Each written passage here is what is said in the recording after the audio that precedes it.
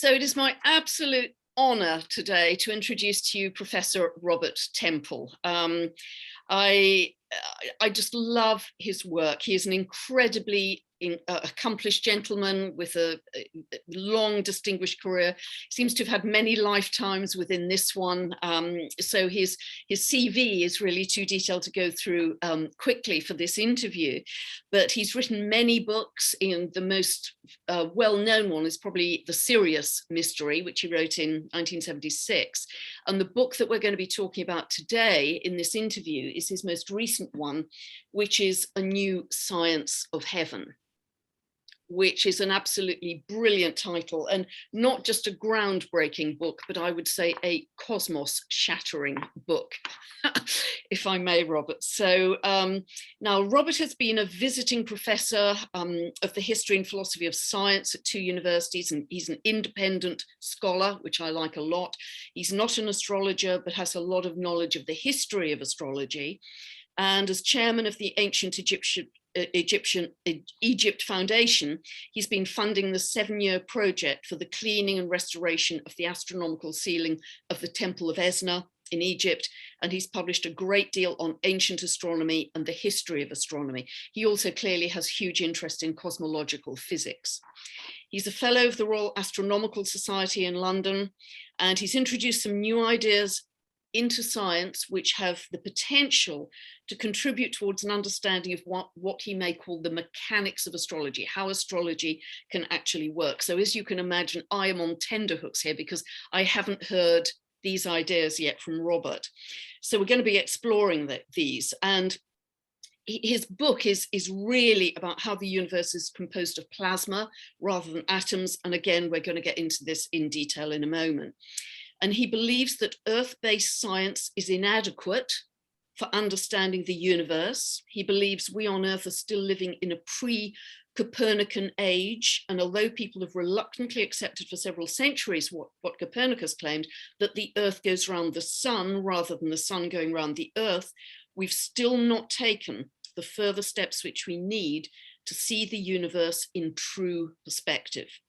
And only when we do that, will it be clear what astrology is and what it does. So as I say, I'm going to have fuses blown in my brain, I think, in this interview. And just before welcome Robert to speak, one review of this magnificent book described it as mind-bending, thought-changing, illuminating information, and our view of ourselves and the universe in which we live is going to be turned upside down. The findings revealed in A New Science of Heaven will revolutionize how we frame reality and the thinking of everyone on this planet. Wow, that's magnificent, but your book thoroughly deserves that review. So welcome, Robert. What an honor and a joy to be with you today. Well, it's a great pleasure for me to be talking to you, Pam, because you're certainly the top astrologer, and you're not just providing an astrological service to people, you're showing deep understanding of the results of astrology. And of course, what interests me is to figure out how. I've always wondered how.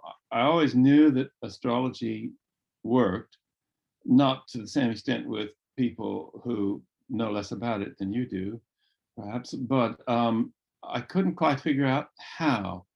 Now, I had a mentor when I was 16 to 21 called Arthur Young, who wrote a book called The Geometry of Meaning, which I helped him do. He acknowledged me in that. And so he was very interested in configurations. He was also a passionate astrologer. He was casting charts for everybody he met, and he was very, very, very deeply going into it from the philosophical perspective. He was an inventor as well as a philosopher, because he invented the Bell helicopter, for instance. And so he and I used to talk about this problem. He absolutely assured me that astrology worked, and he was desperately trying to figure out how it worked. And he kept stressing the importance of the angles, because I said, well, Arthur, look, I just can't believe that there's any kind of like a ray or something pointed at the Earth from each planet, you know, saying, I'm over here. Um, and the other guy saying, oh, I'm conjunct, and this kind of thing. You can't have, how's it all being transmitted to us? And he couldn't answer that. And this was what he was desperately frustrated about. I think that it's only now that we're in a position at last to be able to understand how this can happen. And so I would put it like this: there's two different hypotheses or ideas or concepts of how astrology might work. The transition hypothesis Sorry, Robert, I'm losing you there. is Sorry, can you start that again? somehow some kind of rays are being beamed at us, which enables us to get all this astrological information. You be breaking up. Can you hear me now? Yep, I can hear you now. Yep. So if you just repeat that again. Okay, yes. About 30 seconds back. Okay, well, there's two ways of looking at this. Either the influences are being transmitted to us, that's the transmission hypothesis, or, and this is the one that I favor, it's nothing to do with transmission, it's to do with the configurations. Now, instinctively, you would automatically agree to that because you're a deep thinker about all of this. But granted that it's the configurations that are affecting us, how do they affect us? Granted that they're there and that they may represent everything that you say that they do because of your knowledge of what the different configurations mean. So I think that we're now able to think how this reaches us, how these influences reach us. And in order to do that, I have to step back and tell about my book and the kind of things that are in the book, which go halfway towards answering the question. There is another book which I've written that isn't yet in print. I wrote it before I wrote A New Science of Heaven, and its title is The Many Faces of Unity in Science, Nature, and Mathematics. Now, in my book, A New Science of Heaven, I explain everything. All my friends who don't know anything about science at all have told me that they understand everything. That's because I explain everything as we go along. So if you don't know what superconductivity is, I tell you quite easily. If you don't know what a semiconductor actually is, you've heard the word, but you don't know what the hell it is, I tell you. So I'm sort of holding you by the hand as you go through A New Science of Heaven. And that's not the case with the other book. It's more of a technical book that assumes that the reader knows a fair number of basic things, basic science, basic mathematics, nothing that complicated.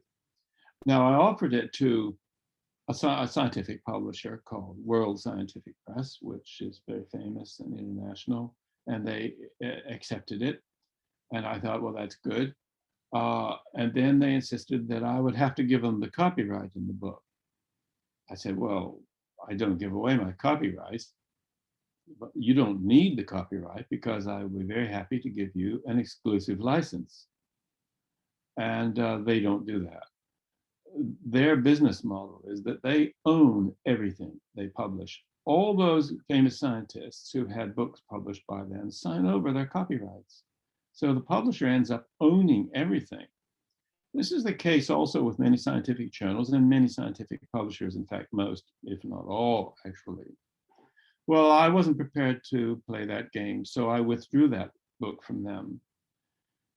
And I'm going to publish it myself, thereby retaining the copyright, because that's just my approach, is that I own my own work. I don't approve of all these scientists handing over the rights to everything they've ever done to people over whom they have no control at all. And what happens if you do that with a publisher and he doesn't like you? Well, he could take your book out of print. You can't do anything about it. and you can't take it to another printer because the publisher will never release it. If he were to choose to behave like that, you can understand the situation. So the other half of the answer to the astrological mechanics lies in that book. And I will summarize a bit of that as well. But for the moment, let's go back to A New Science of Heaven and how that helps us. You could say that the main theme of A New Science of Heaven is to explain that the universe does not consist of atoms. Now, this is a big shockaroo because we've all been told at school that everything is atoms. And admittedly, there are atomic particles that are inside those atoms and make them up and so on. But the idea that there could be matter that is not made of atoms just is too much of a shock, you know, because that's just not what we all assumed. But unfortunately, it's true. And this calls for a bit of a mind stretch because astronomers and astrophysicists all now know, although they try not to talk about it too much, that at least 99.99% of the universe does not consist of atoms. It consists of something called plasma. Now, there are two uses of the word plasma. The one that most people are familiar with is what you hear in hospitals. It's something to do with blood. Well, that's a completely different use of the word plasma. No connection with what I'm talking about. The word plasma was put into physics in 1928 by a chap called Irving Langmuir, good fellow that he was. And this stuff that he called plasma had previously been called radiant matter. And it was first discovered in 1879 by Sir William Crookes, the inventor of the vacuum tube. Because as he was playing around with his vacuum tubes, he noticed this stuff, which he called radiant matter.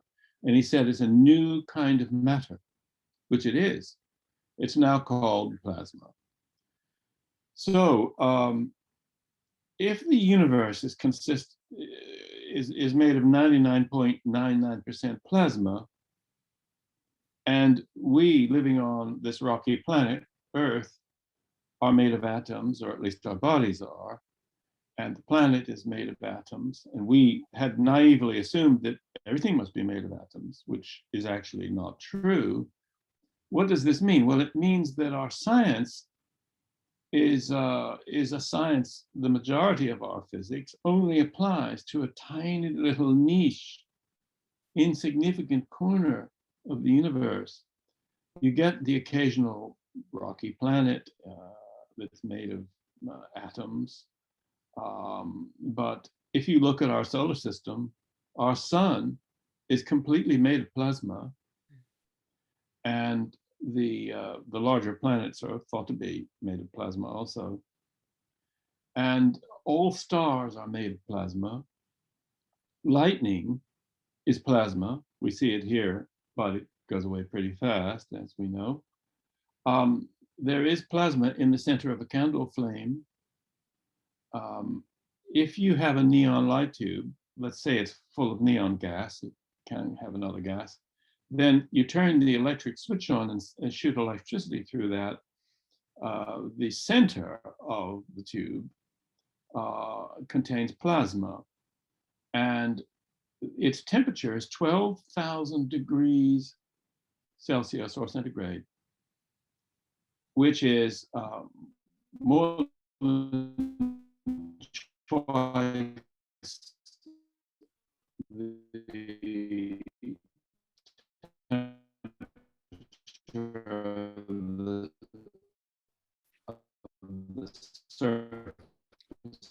Robert, you've just frozen there. Could you go back about sort of 15 seconds when you're starting to talk about the temperature of plasma? Because I lost you there. It feels kind of cold. So, okay, so you can hold a neon light tube that's turned on in your hand and it feels kind of cold or cool, despite the fact. So this goes some way towards showing you how odd plasma is. And I'll tell you more about all that side of it. And can you explain what plasma is to the audience, Robert, who may know zero about it? Because it's the fourth state of matter, yes, and you say it's the most fundamental state of matter, that all of nature began with plasma. Yes. So plasma consists of particles, not atoms. And it consists of electrons, which are negatively charged, and protons, which are positively charged, plus what are known as ions. That's I-O-N. An ion, an ion is often called an incomplete atom because it's like an atom that's had some electrons stripped off of it, and it's positively charged. Technically speaking, you can have a negatively charged ion, but they're very rare and they don't come into our discussion. So we're talking about positively charged ions, positively charged particles called protons, and negatively charged particles called electrons, the flow of which is called electricity. And that's what plasma is. It doesn't have atoms, except it might have the odd atom get inside it somehow, but it's not made of atoms in any way. It's made only of particles and ions. And so my way of looking at the ions is that they are normal, and the atoms, where the positive and negative charges are balanced out, are they're very rare in the universe. They're only occasionally found. Of course, they do accumulate in rocky planets like the Earth. So we have a universe that's made entirely of plasma, and it has plasma structures. Now, it's true that plasma is another state of matter, but it's not just the fourth state. It's not just the fourth state of matter, because you can have plasma in solid crystalline form, you can have it in liquid form, and you can have it in gaseous form. So there's really three kinds of plasma matter and three kinds of atomic matter, which are the familiar ones of solid, liquid, and gas. If you take water, you have ice, you have steam, and you have liquid water.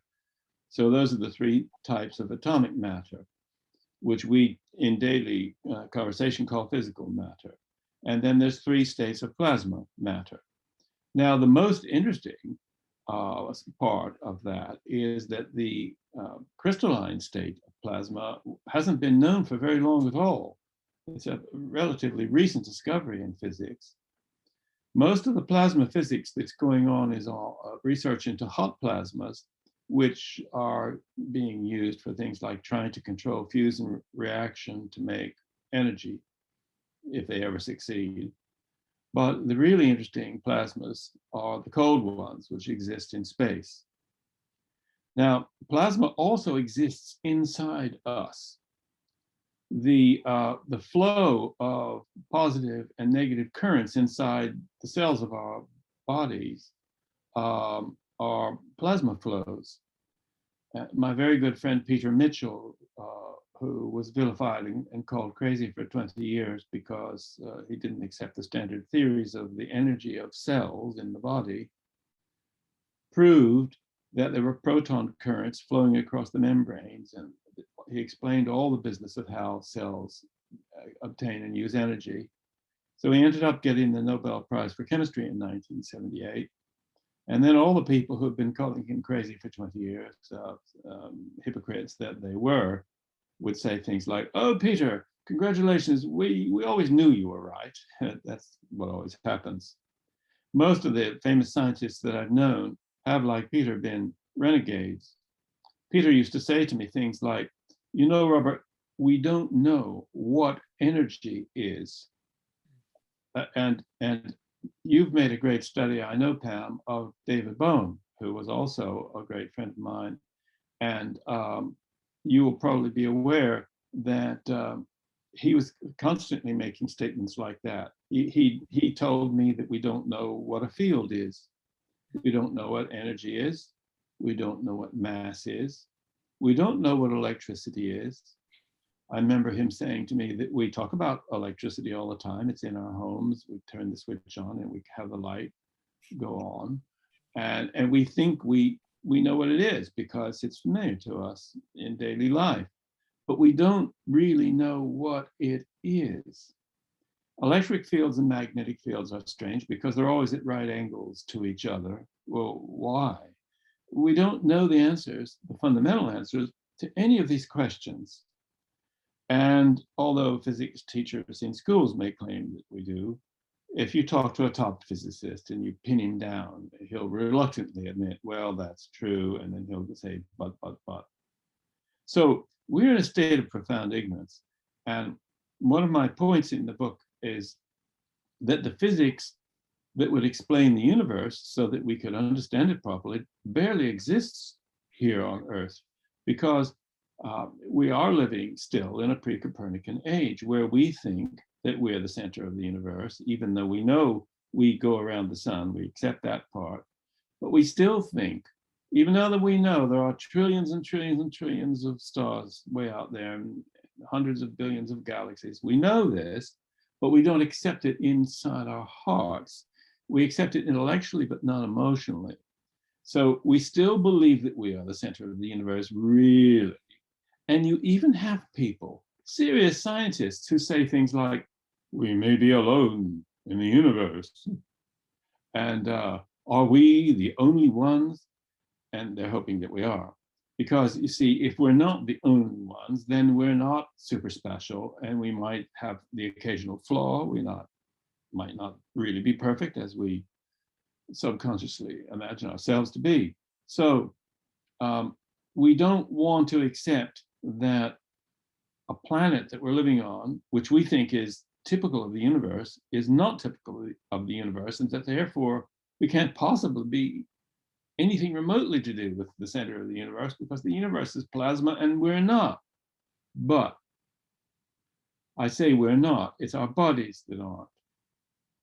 So the book is full of descriptions, very carefully explained, of how intelligence can evolve within plasma structures which become entities.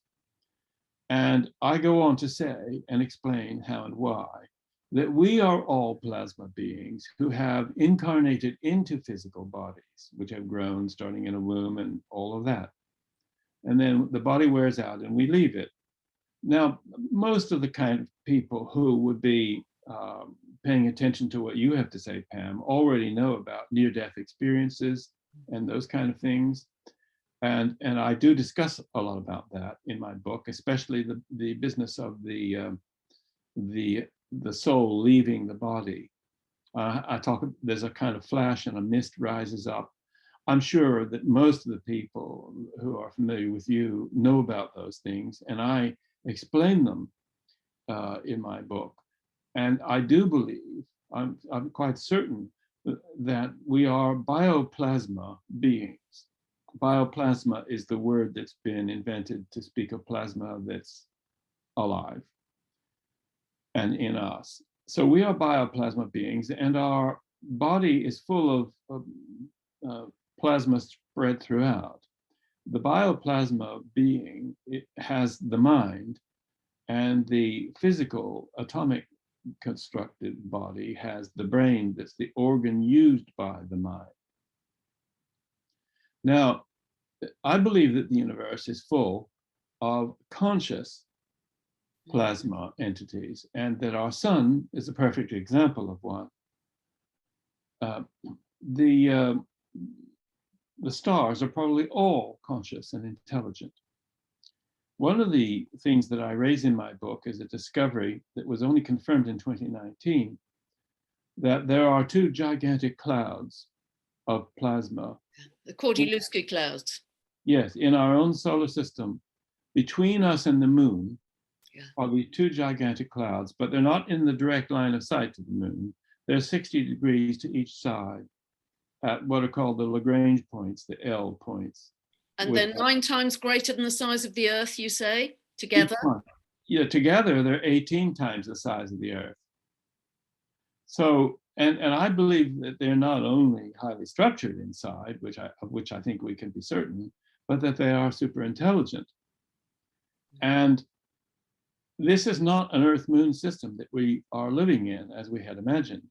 It's a 2-cloud system with an Earth and a Moon thrown in. So this makes us even smaller. And I'm friends with Uri Geller, Mhm. And I phoned him because he now lives in Israel. It's not so easy to see him anymore. And we talked about these clouds, which are known as the Kordylewski clouds, after the Polish astronomer who first discovered them. Yeah. That's Kordylewski,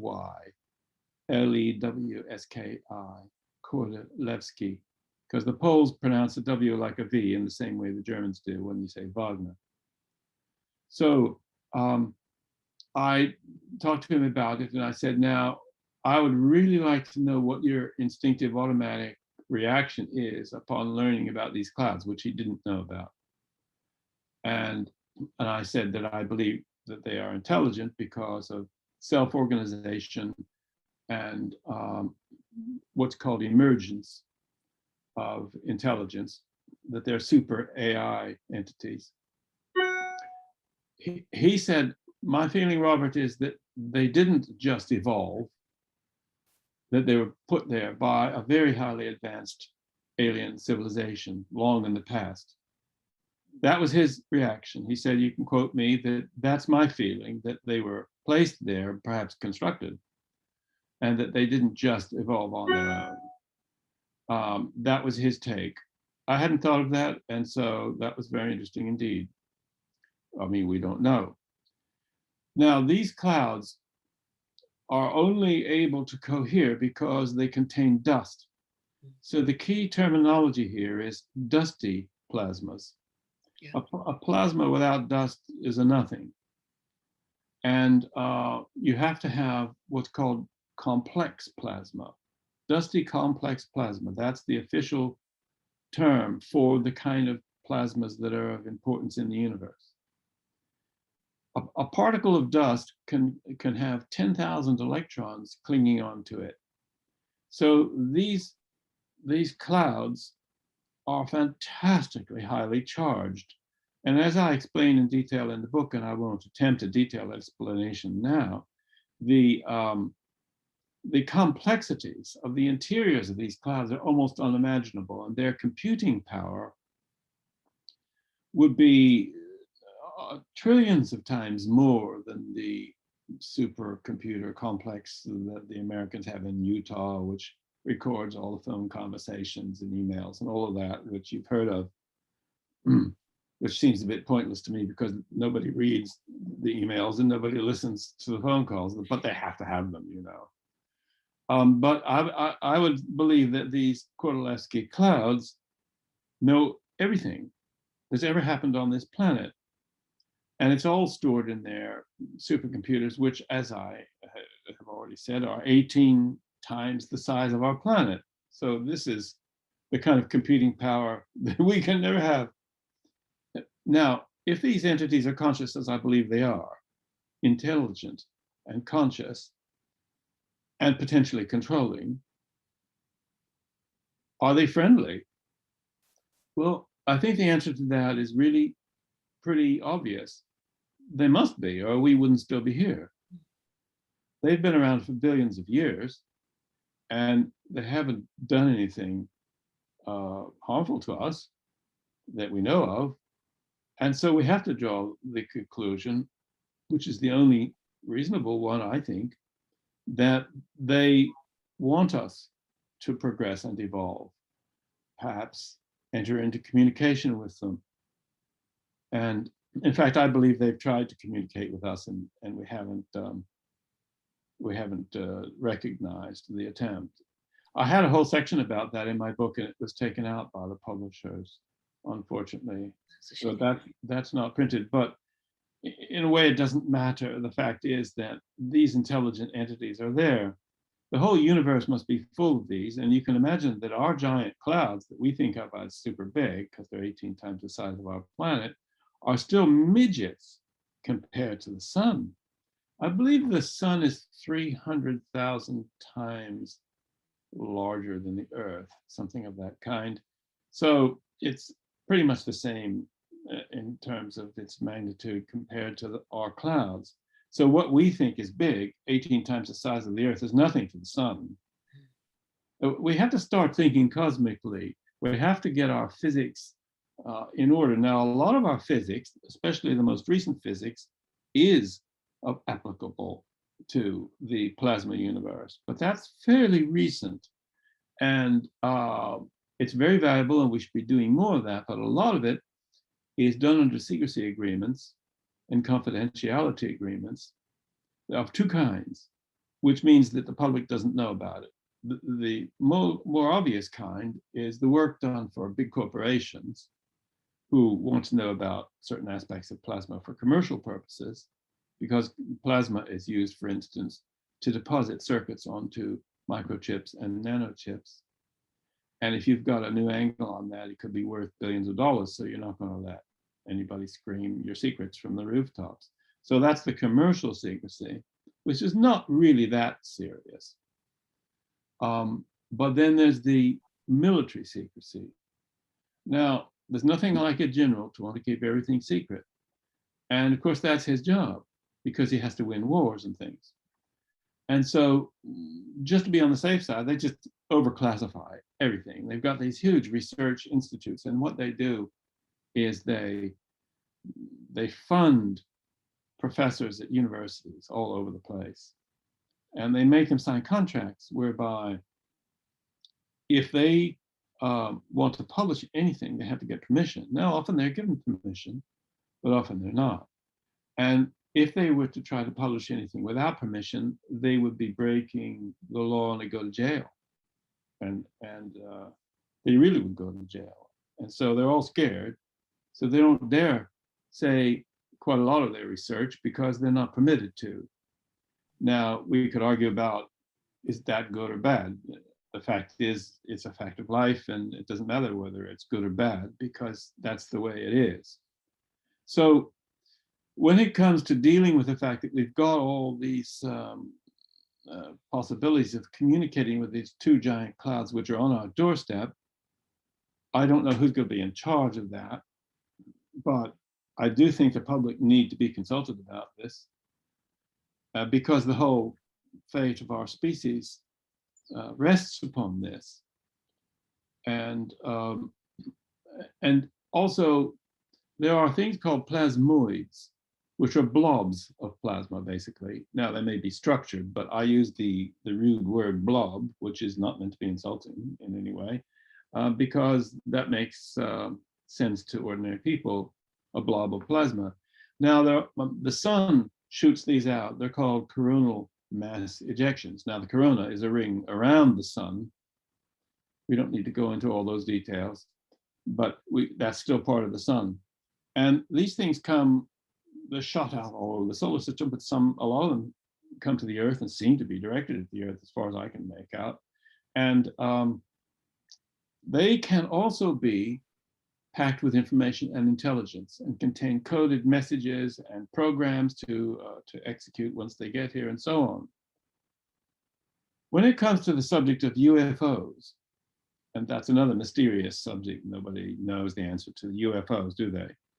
Well, I think it's very clear that the ones that look like ball lightning, or they're glowing, and doing crazy things like zigzag movements, which would kill anybody inside because the gravitational forces and all those things which have been puzzling us about UFOs, this can all be explained if those type of UFOs are plasmic drones being operated either by the Kordylewski clouds or by the sun, monitoring us. You see, ball lightning, which constitutes the whole chapter in my book, has been seen bouncing along the aisles of airplanes. It can go up and it can go down, it can bounce, or it can pass through solid walls, just as ghosts are said to do. And I believe there are such things as ghosts who can pass through solid walls because they're plasma beings. So a lot of these UFOs, which seem to be intelligently directed, because there are so many reports of UFOs and ball lightning inspecting things like studying the pattern on a carpet. There are accounts of ball lightnings sort of floating over a carpet and looking and studying design and following the design. Well, now that's intelligent behavior. There's a lot of intelligent behavior with these lightning balls. And so I believe that they're plasmic drones. and that solves a lot of the UFO mystery. But of course, it then goes on to a deeper mystery as to who's in control of these plasmic drones. So I say that the SETI programs are looking for little green men, as it were, in outer space, who live on other worlds like ours. Well, that's not where the answer is. There may be lots of civilizations of organic beings made of atoms like we are, but those aren't the big players. The big players are the super intelligent plasma entities, the suns, the stars, and the vast clouds, these gigantic clouds that we see through our telescopes, which are called nebulae. Whole galaxies. I believe the galaxy is an entity. And to revert back again to our solar system, it's a single entity. It may have planets going around inside, which you study very closely, and you even include the Kuiper belt, which is fantastically impressive. I mean, you're on it. You're there with every bit that's moving inside it. But, and this brings us to approaching an explanation of how astrology's mechanics can work. The solar system is demonstrably an entity. Ever since 1962, we've known that outer space is not empty, and it's not the perfect vacuum that everybody used to be absolutely certain was the case. It is full of something called the solar wind. The solar wind is shooting this stuff out all the time. It's mostly positively charged, although there are electron streams also. It's mostly protons and positively charged ions, and it fills the solar system out to its very limits. And so it's like a vast sea. It may seem very tenuous to us, and to us it is, but at the macro level, it's a sea. It's like the ocean. And so the solar system, being an entity, is coherent. And it has long-range order. Now, what does long-range order really mean? You know that because you've studied the work of David Bohm, where he talked about this all the time, that things that are far apart can influence each other. Well, this is what's going on in the solar system with astrology. And as I point out in my book, we've come up against this speed of light restriction, and nothing can be communicated faster than the speed of light. But I just don't believe that's true, because information has no mass. And since it has no mass, it's not subject to the speed of light restriction. You can have instantaneous transmission of information within a coherent entity which has long-range order. So this is part of the answer to the mechanics of astrology. The reason it's possible for the influences to reach us, they don't have to be beamed at us at all, is that we are in a coherent, structured entity which is undergoing transformations and reconfigurations on a continuous basis, all of which you have studied in great detail, because that's your business. And through the ages, there have been observations made on a sort of try it and see basis that certain configurations have certain types of effects. And you know all about that. You don't want to be square, you want to be trine. These angles matter. And it's able to influence us because we're in this coherent entity. Now, the other book, the one that I mentioned earlier that isn't published yet, has the other part of the story in it, because that's a more technical book. But I tear up conventional arithmetic and the foundations of mathematics, just tear them into shreds and reconfigure them. And I say, for instance, that numbers are not fundamental. Absolutely not fundamental. That what's fundamental are angles and ratios. Yeah. Because the numbers have to be computed. They are therefore of a lower order, and they are what's known as epiphenomena. Yeah. So you see, Pythagoras got us on the wrong track, and Plato as well. This is one reason why Aristotle was somebody who never fell for that part of the Platonic Academy doctrine. And because he knew there's something wrong here. Numbers are not fundamental. Furthermore, numbers are not coherent either, because we think we know what the integers are. An integer is 1, 2, 3, 4, 5, 6, 7, 8. Those numbers are called integers because they're integral, you see, one after another in a sequence. Well, I shatter the integers. I put odd and even in severely different categories. I say that the odd numbers are the fundamental ones, the even ones are constructs. I shatter the whole realm of primes and the whole realm of factorials and rearrange them into different categories. And the point that's most interesting from the point of view of how astrology could work is that by demonstrating, as I do in that book, the fundamental nature of the angles and the ratios which describe those angles, which when divided out create the numbers, which are secondary, as I said, they are the basic things. Now, astrology is entirely based upon angles. Yeah. I mean, Galileo said this as well, didn't he? That it was about the geometry, which is so interesting. I didn't know that. You tell me, Pam. Yeah, absolutely. It was a quote from him somewhere, and he said that the geometry of the universe was absolutely fundamental to how it worked. So where is divinity in this, Robert? We've talked about consciousness, we've talked about information, we've talked about sentience as well. Where is divinity in this? Well, this is a very sensitive subject where people become hysterical and run screaming out of the room and pull their hair out or pick up a machete and go chop your head off in the street. So if you start talking about divinity, really talking about it, you're going to make a lot of people upset. First of all, let me say this. I do believe in the divine. That's what I mean, divine intelligence. Yes. When you start divining God, then you get into trouble. Yeah, no, I didn't mean any religious sense. I literally meant a divine intelligence that had our highest interests at heart and was helping to evolve us, which is really what you're suggesting with the Kordylewski clouds. Yes, they would be agents, local agents.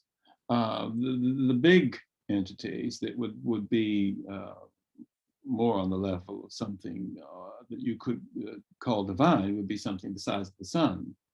After all, if it weren't for the sun, we wouldn't be here because, the sun is spewing out all this energy all the time, which keeps us and everything on this planet alive. And so the divine, I think, is also within each of us because we are bioplasma beings. And to think, sorry, there's a tree pollen, just a sec. To the extent that we are plasma, we are to that extent divine. I truly believe that every person contains a divine self. That's using divine in its widest sense.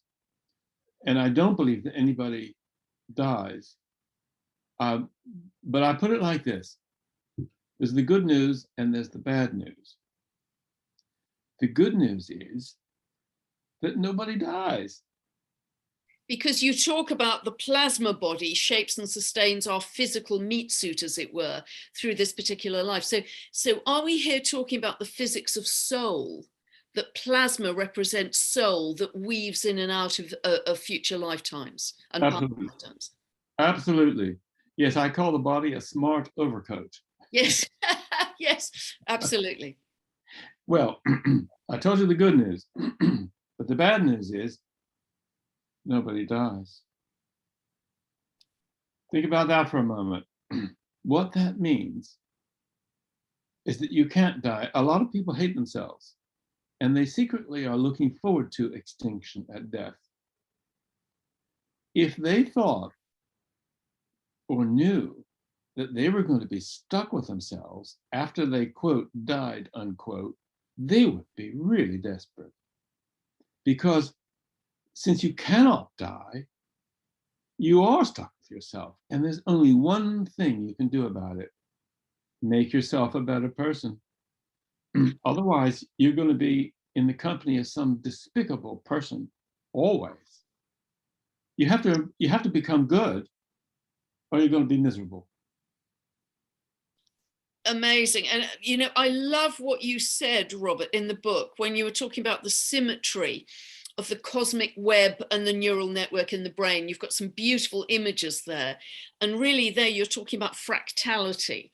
And that's something that's very much part of astrology, that the microcosm reflects the macrocosm. And we have various techniques in astrology which are all about the fractal, a day for a year in progressions, etc. So that really spoke to me because I think fractality seems to echo right through the universe, which is wonderful. And I also love when you're talking about the crystal-like structures that are formed in the plasma, because I have a couple of friends who are very psychic who can actually see this crystalline geometry forming in the plasma, and they can affect it with thought.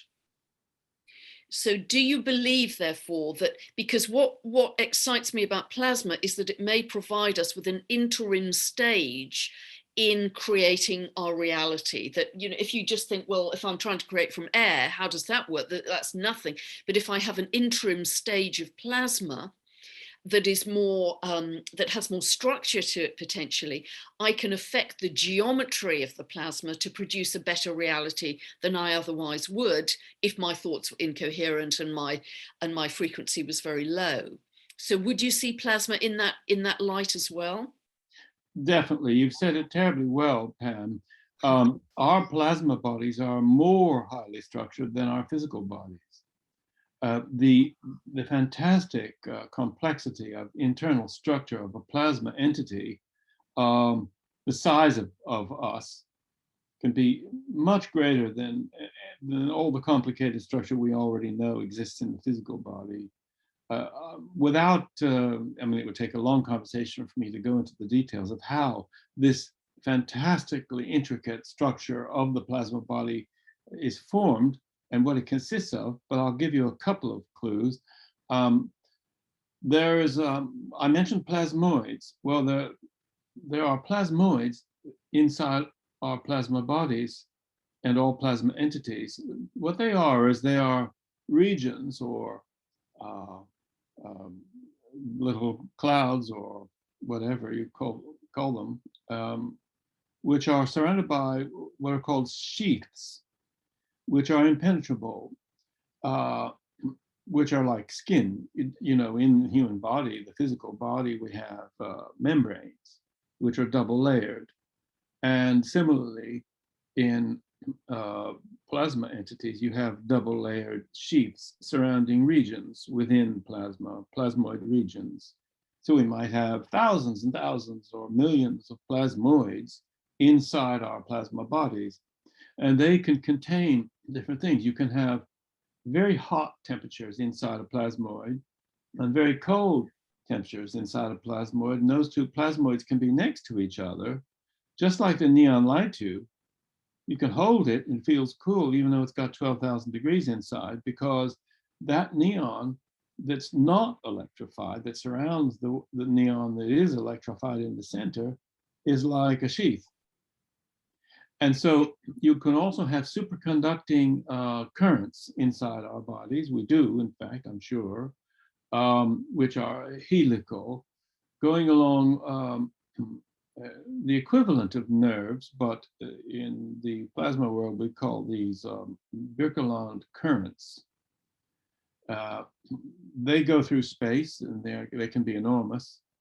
And by the way, everything you said about fractality is absolutely spot on. And it is absolutely fundamental, as you yourself realize very well, that it basically is the same thing happening over and over again at different scales. Yeah. It's a scaling factor, as you know, and we have that within us. So the old mystical statement, as above, so below, has a lot more truth to it than even the most profound mystics had intuited, because it refers to the fractality of everything. And fractality applies in the plasma world big time, more than in the physical world. And it is one of the fundamental building blocks of reality.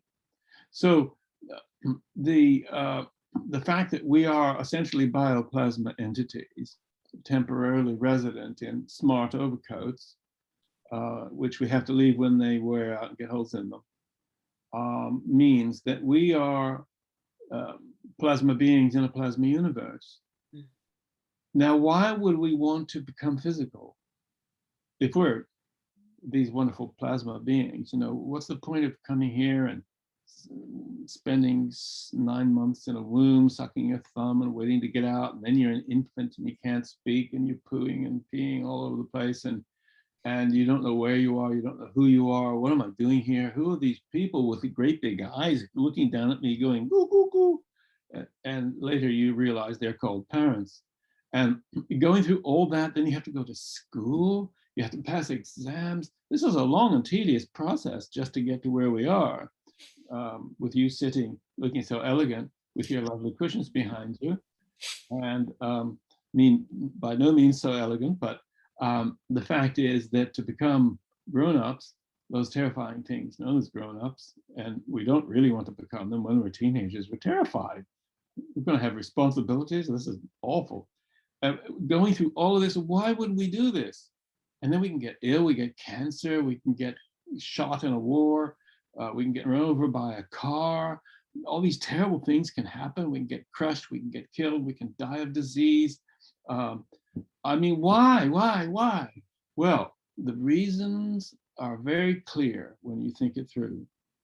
We come here in order to test our character and to try to improve our character.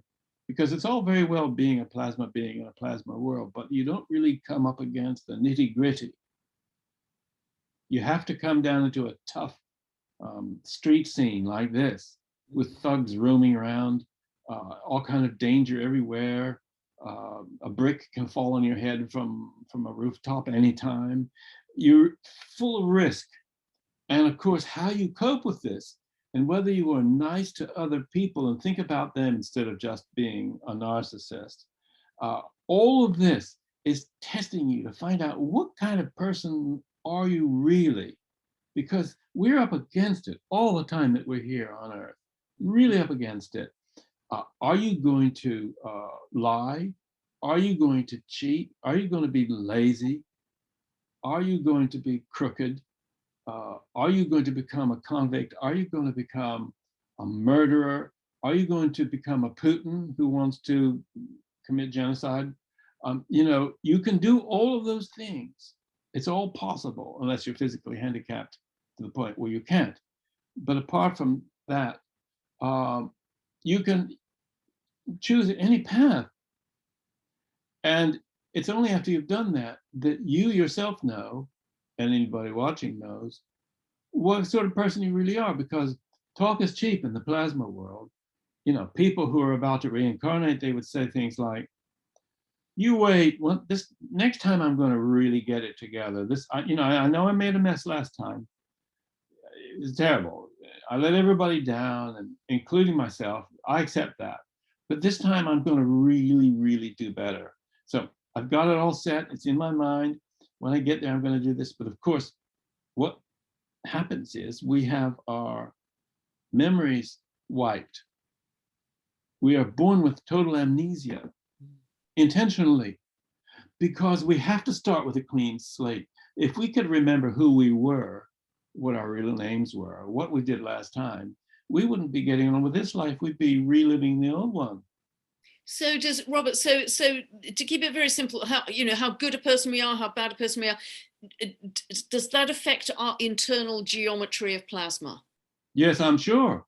The configuration would change. I believe that there is a frequency, the higher the frequency, the better you are. Yeah.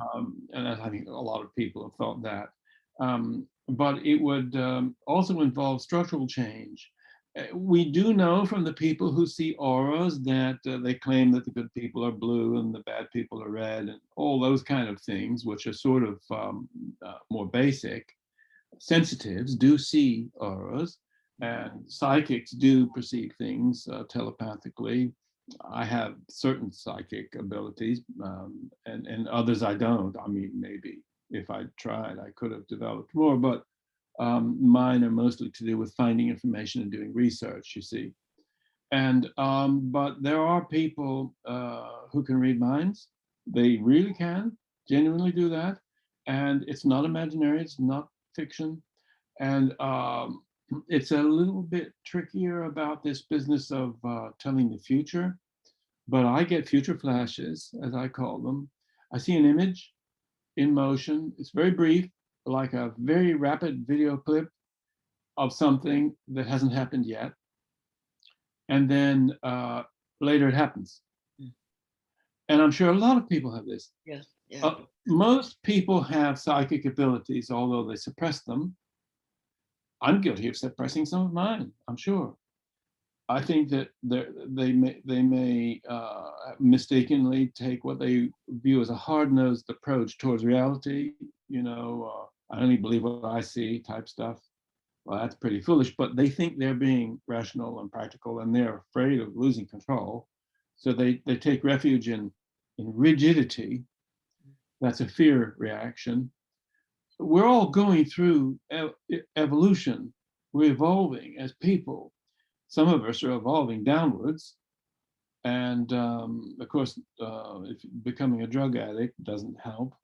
But some of us, with great struggle, are trying our best to evolve upwards. But that is not easy, because you really have to be willing to, when it doesn't appeal to your self-interest at all.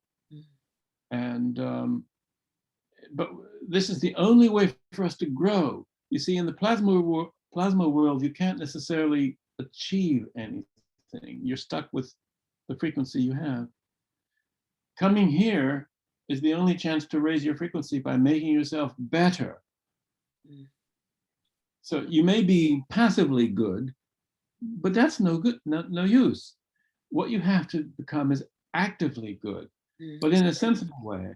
Not just writing a check at a gala ball to cancer research and showing it off to all your friends. Oh, look what a good person I am. Virtue signaling is actually negative because it's empty and it's false. We have a virtue signaling culture going on now, a madness, where everybody's trying to show how liberal they are and all this. But none of it's real. It's all showing off. They're not doing anything interior to make themselves good. I'm sure you know all of this, Pam. It's helping other people that I think is the biggest thing. Service to others, helping other people rather than service to self is the big change maker, I think, with this. Well, what you're doing is helping people. This is good. I write my books for other people to read them. I don't need to read them. I know all that stuff. So we're both going to a lot of trouble to get information out there in the hope that it will be useful to others. So we're trying to make ourselves better. Yeah, absolutely. And you know, this book undoubtedly will be absolutely paradigm shattering, as I say, for people. So we're coming up to the hour now, Robert. How do people get your book? Can they get it from your website, or how can they find it? Well, it's published by Hodder and Stoughton, and so I don't control its distribution. You can buy it from Amazon. Yeah. Or from your local bookshop, or go to the bookshop and order it, or get it on the web. Now, I should say it's published already throughout the English-speaking world, except in the United States. For some reason, which Hodder and Stoughton, or they actually say Hodder and Stoughton, have not been able to explain to me in a rational manner, the American branch takes 6 extra months to get their books printed. This is weird, but and I don't know why. So the publication date in the United States is October the 8th. But it's already widely available in Britain, in Australia, New Zealand, Canada. You could get it from Canadian Amazon. I would suggest to anybody who is living in the United States and watching this, that you can go to amazon.co.uk, which is the British Amazon, order it from them. You'll get it right away. And it'll come in 2 or 3 days, because Amazon are super fast, as we know. And the charge for the postage isn't that much. The book is £25, but Amazon sell it cheaper than that because they undercut all the booksellers, as you know. And it's much cheaper on Amazon than if you go into a bookshop. But if you love your local bookseller, go to the local bookseller. Keep them in business. Wonderful, wonderful. And I've put your website details underneath the video as well, Robert. And I just want to say a huge thank you from all of us listening to this video, to this interview, how incredibly fascinating it's been to listen to the real expert who is changing the view of how our world operates. And I really want to thank you from the bottom of my heart for taking the time out to speak to us. Well, it's wonderful to talk to you, Pam, and we must get together in our physical bodies. Yes, and our plasma bodies and our physical bodies. So yes, this virtual experience is insufficient. I want my atoms to meet your atoms. Thank you again, Robert. Absolutely wonderful. And goodbye, everybody. Hope it's been really educational and helpful for you and really broadened your view of the universe and how all of that works. Bye-bye. Bye for now.